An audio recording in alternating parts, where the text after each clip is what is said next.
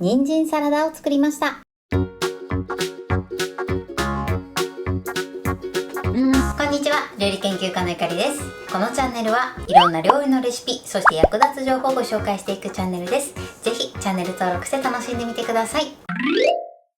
はい、ということで今日はですね、人参サラダを作っていきたいと思います。こちらはですね、人参を切ってあとは和えるだけなのですごく簡単です。さらに今回はですね、その人参サラダを使った簡単アレンジレシピも一つご紹介していきます。材料は手軽で作り方もすごく簡単です。ところどころポイントがありますので、ぜひ最後まで楽しんでみてください。それではどうぞ。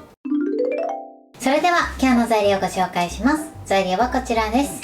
人参、ツナ缶、マヨネーズ、めんつゆ、お砂糖、すりごま。今回はこちらの材料で作っていきます。まず人参なんですが、今回2本分で約 200g になります。こちらは目安にしてみてください。大きいものだとね、1本で 150g ほどあるのもあるので、その場合は 150g にしていただいて、調味料は少し少なめでね、調整して作ってみてください。そしてツナ缶ですね。今回はオイル不使用のね、ツナ缶を使います。このツナ缶はオイル漬けでも何でも OK です。お好みのものを使ってください。そしてあとは味付けなんですが、今回は手軽にマヨネーズ、めんつゆ、お砂糖で行っていきます。めんつゆに関しましては、こちらは2倍濃縮のめんつゆを使います。3倍濃縮や4倍濃縮などちょっとね、味の濃いものに関しましては少し少なめにして入れてみてください。ということで早速こちらの材料で作っていきます。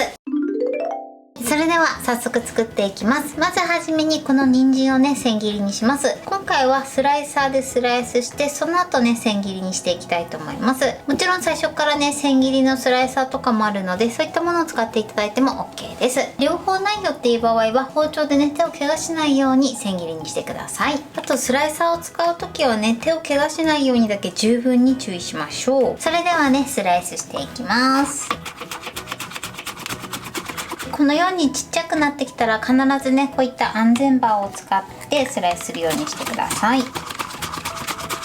今回ね、人参皮ごと使ってますが、もし皮が気になる場合は剥いてね、作っていただいて OK です。すいません、あとね、ヘタの部分切り落とし忘れたので切り落とします。これね、スライスする前に切り落としといてください。よいしょ。ではスライスします。もうね、できなくなったものはこちらを包丁でね、千切りにしていきます。今厚みはこのぐらいです。そしたらこちらもまずね、こっちはヘタを切り落として、そして同じようにスライスしていきます。はい、このようにスライスします。そしてスライスしたものをね、このように縦に並べて、あとはこちらをね、千切りにしていきます。千切りはね、細めの千切りにしていただくのがおすすめです。なのでね、スライサーを使っていただくといいかなと思います。はい、スライサーを使ってね、千切りにするとこのようにとても細く千切りすることができます。あとは人参しりしりのね、スライサーなどを使っていただいてもいいかなと思います。そうするとね、ちょっと人参は太めになるんですが、それはそれでね、食べ応えがあっていいかなと思います。このようにね、細めの千切りにするとふわっとしたね、仕上がりになります。はい、このようにね、細めの千切りにしてください。そしたらね、人参はすべて耐熱のボウルに入れて、そしてここにふんわりラップをかけます。そしてこちらを電子レンジ 600W で1分30秒加熱してください。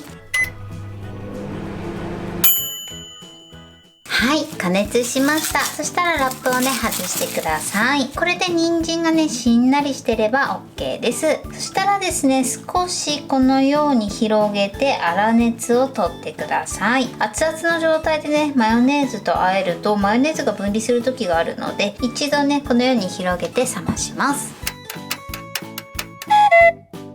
では人参を冷ましている間に、こちらシーチキンのね、水を切っておきます。オイルタイプを使う場合はオイル切りしてください。この時もね、この缶でね、指を切らないようにだけ注意しましょう。このように水切りしておいてください。はい、人参の粗熱が取れました。そしたら味付けしていきます。まずここにお砂糖、そしてツナ缶、そしてめんつゆ、続いてすりごま、そしてマヨネーズを入れます。これでよく和えましょう。ムラがないようにね、しっかり混ぜてください。はい、OK です。これで人参サラダの完成です。このようにね、しっかり混ぜてください。それではですね、今からこの人参サラダを使った簡単なアレンジレシピを一つご紹介していきます。それではね、人参サラダを使った簡単なサンドイッチを作っていきます。材料はこちらです。食パン、人参サラダ、レタス、有塩バター、こちらの材料を使って作っていきます。今回使う食パンは8枚切りの食パンです。こちらはお好みで OK です。あとはね、人参サラダ以外にレタスも一緒にサンドしていきたいと思います。そしてバターはこちらは有塩バターになります。ということで早速こちらの材料で作っていきます。ではまずですね、パンの内側にバターを塗ってください。このように内側にね、こういったね、油分を塗っていただくとパンに野菜の水分が浸透しにくくなります。なので必ずね、バターは塗ってください。もう1枚もね、同じようにバターを塗ります。はい、このように塗ってください。そしたらラップの上にパンをのせて、そしてレタスを置いて、この上に人参サラダを置きます。今回人参サラダ 60g 入れてますが、こちらの量はね、お好みで OK です。そしてまた上にレタスをかぶせます。そしてレタスをかぶせたら食パンを上からかぶせます。バターを塗った方を内側にしてください。そしてこちらをね、きつめにくるみましょう。はい、このように包んでください。そしたらこのままですね、10分ほど置いてなじませます。はい、10分経ちました。それではね、切りたいと思います。ラップごとね、切ってください。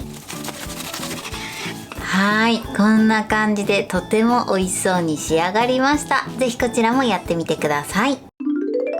はい、これで人参サラダの完成です。こんな感じに仕上がりました。そしてこちらが人参サラダで作った簡単サンドイッチです。こちらもすごく美味しいので、ぜひ合わせて作ってみてください。これで完成です。それでは早速いただきたいと思います。では、いただきます。人参のシャキシャキ食感も程よく残っててすごく美味しいです。そしてこの味付けのバランスが最高ですね。